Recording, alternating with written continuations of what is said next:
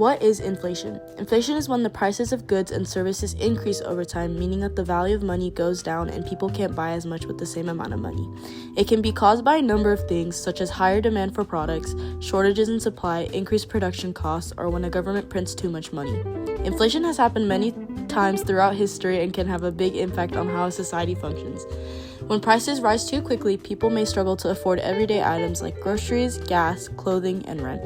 This hits low-income families the hardest, especially those who are on fixed incomes and because their wages or benefits don't go up fast enough to keep up with the rising prices.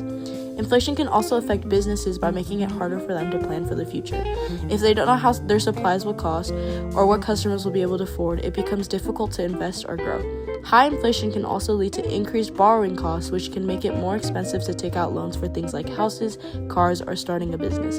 In the long term, inflation can widen the gap between the rich and the poor, increasing inequality and causing tension within a society. In extreme cases like what happened in Zimbabwe in the 2000s or Germany in the 1920s, inflation got so out of control that people lost trust in their country's money and it led to economic chaos. That's why it's important for governments and central banks to monitor inflation closely and take steps to keep it at a manageable level.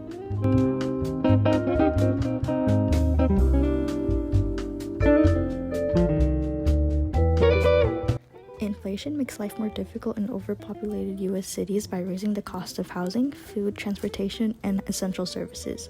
With more people competing for limited resources, prices rise faster and supply often falls short on demand. This puts extra pressure on low and middle income residents, many of whom struggle to keep up with rent, groceries, and other daily expenses. Over time, this can lead to overcrowded living conditions, increased homelessness, and greater strain on public services like healthcare, education, and transit, reducing overall quality of life for many city residents. Additionally, childcare for those in highly populated areas becomes a struggle. Many parents in urban cities, on average, must pay more on childcare than those in smaller cities. Typically, this would be within reason, but many people's pay cannot keep up with the rise of inflation, making many of those urban city parents struggle to pay bills along with childcare. Not only that, but after COVID, the price of childcare items and daycares have increased up to 22%. People have to not only bounce back from a pandemic, but also from inflation. There are also children's emergencies that they have to worry about. Coming back from the pandemic, as well as tending to their child's emergencies, makes parents worried about losing their jobs or pay.